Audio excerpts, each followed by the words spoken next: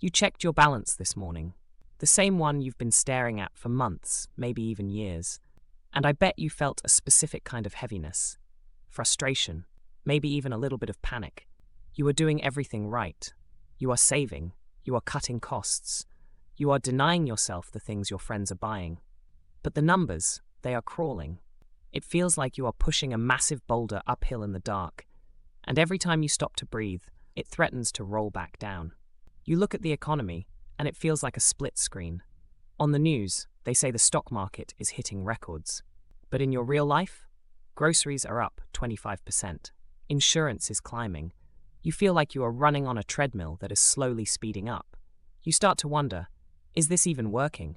Am I just wasting my life for a future that will never come? But listen closely.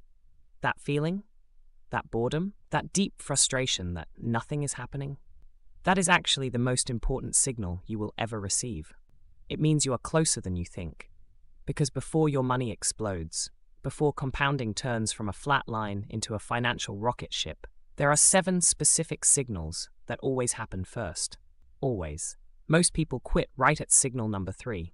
They walk away right before the miracle happens. But if you are experiencing signal number 4 right now, you might already be standing at the edge of something massive without even knowing it. Make sure to stay until the end, because I'm going to show you the exact moment the math flips in your favor. The agitation. The trap of the flat curve. Here is why most people fail. They misunderstand the shape of wealth. We live in a linear world. You work 1 hour, you get paid for 1 hour. You drive 1 mile, you get 1 mile closer. Our brains are wired for linear progress, but compounding is not linear, it is exponential. And exponential growth has a dirty secret, the boring phase. Imagine a bamboo farmer. For 5 years he waters the soil, he protects it, he checks it every morning, and what does he see? Nothing, just dirt. If he didn't understand nature, he would say, "This is broken," and he would stop watering. He would dig up the seed and eat it just to survive. But underground, something invisible is happening. The seed is splitting. Massive root structures are digging deep, anchoring themselves for what is coming. The growth is happening in the dark. Your money behaves exactly like this. In the beginning, the growth is invisible. You put in $100 and you earn $8 in a year. It feels insulting. It feels like the system is laughing at you. But that $8 is not just $8. It is a worker that you have recruited. And next year, that worker recruits another worker.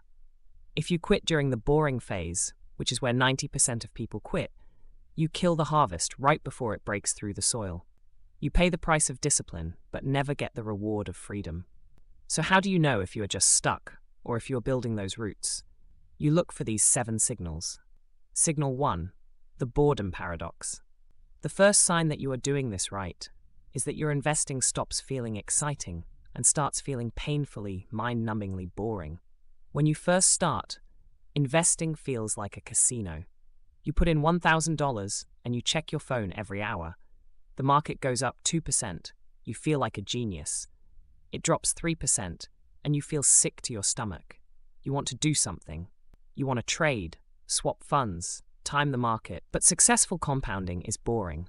It is the art of doing nothing. Eventually, a shift happens. The returns stop feeling like a gamble and become background noise. You stop checking every day. You automate the transfer and you move on with your life. You realize that excitement in investing usually means you're taking too much risk. Excitement is the enemy of compounding. Boredom is the fuel. If you are bored right now, if you feel like your financial plan is on autopilot, congratulations. You have built a machine that works without your constant emotional energy. Signal 2, the worker shift. This is the turning point where the math officially flips. In the beginning, you are the engine. You wake up, you go to work, you trade your time for money, and you put that money into the account. You carry 100% of the weight. But there comes a specific year, and you can actually calculate it, where your money starts earning more than you contribute. Let's look at the numbers. Let's say you invest $10,000 a year. In year 1, the market gives you maybe $800. It feels like nothing. You are doing all the work. But fast forward to year 12 or 15. You still put in your $10,000. But because your snowball has grown, the market return on your portfolio is $15,000. Pause and think about that. Your money just worked harder than you did. It is like you spent years building a factory alone, brick by brick. But suddenly, the factory is built and the machines are running. The output of the machine is now greater than the effort of the builder. Once your money workers outnumber your contributions, the heavy lifting is over. The explosion isn't just coming, it has already started. Signal 3. Time beats money. This is where your anxiety disappears. You stop obsessing over the dollar amount and you start respecting the timeline. You realize that time is a lever that multiplies money in a way that hard work never can. Look at the classic example of Amy and Ben. Amy starts at age 20. She invests just $200 a month for 10 years, and then she stops. She never adds another dime. Ben waits until he is 30. He invests $200 a month for 35 years straight. He puts in way more money. He works way harder. But who wins? Amy wins. Why? Because her money had 10 extra years of compounding cycles. Those early dollars are veterans. They have been multiplying for decades. When this signal hits you, you stop panicking about not having a high income right now. You realize that starting today with $50 is more powerful than waiting 5 years to start with $500. You stop trying to force the numbers with effort, and you just let the clock do the heavy lifting. Signal 4. The dip flip. This is the psychological firewall that separates the wealthy from the average. In the beginning, a market crash is terrifying. You see headlines, market crashing, recession coming. You see your account drop by $5,000 in a week. Your instinct screams, sell, save what is left. But right before you become a true wealth builder, your brain flips. You see the market drop 20%, and instead of fear, you feel excitement. You feel greed. Why? Because you understand the volatility advantage. You realize that the stock market is the only store where people run out of the building when everything goes on sale. When you see a dip, you don't see lost money. You see that your monthly $500 contribution is now buying more shares for the same price. You are accumulating assets at a discount. You realize that downturns are the fuel for the next explosion. Signal 5. The real-life payment. For years, your gains are just pixels on a screen. They don't change your reality. You are rich on paper, but broke in real life. But then the trickle becomes a stream. You realize your portfolio generated $12,000 last year. That is $1,000 a month. Suddenly you realize, that covers my rent. Or that pays for my car. You didn't trade your time for that money.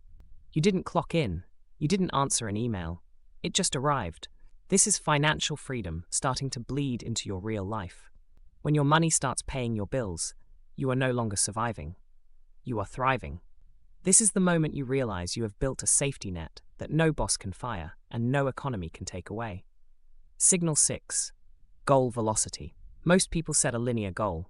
I'll hit $1 million in 25 years.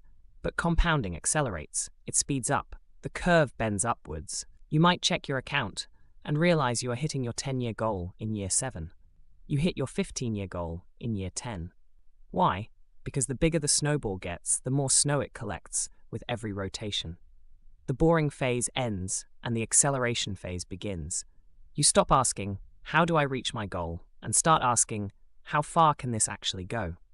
You realize that the first $100,000 took you 7 years, but the next $100,000 might only take you 3 years, and the next one, maybe 18 months. Signal 7. The legacy shift. This is the final signal. Your money stops being about survival. In the beginning, every dollar is about safety, paying rent, avoiding disaster, keeping the lights on. But eventually, the pile gets big enough that you realize, I will never spend all of this. The money has outgrown you. You stop asking, will I be okay? And start asking, what will I leave behind? You think about your kids. You think about charity. You think about buying your time back permanently to do work that matters. The money has transformed from a life raft into a legacy. The explosion doesn't announce itself with fireworks. It arrives quietly through these 7 signals. But there is one specific number you need to focus on: the tipping point. Research shows that $100,000 is the magic number. The first $100,000 is a beast. It is a grind. It is slow. It is the boring phase at its worst. But once you cross $100,000, the wheels come off the ground. Your returns start to rival your salary. The wind is at your back.